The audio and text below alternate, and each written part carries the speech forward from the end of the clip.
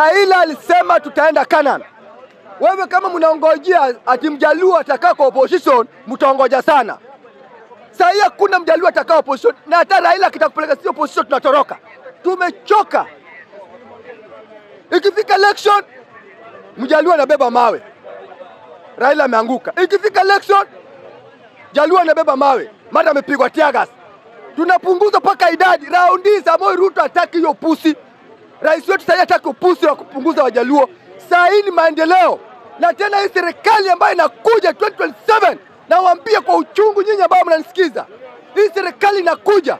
Wajaluo wengi watakuwa ma-CS.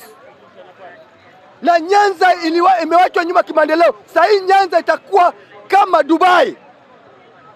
Kwa mkono wa Raila Amolo Odinga. Sasa hii unaona Ruto anaita Raila Amolo Odinga my brother, my eldest brother. Nani sasa ifanya hivyo?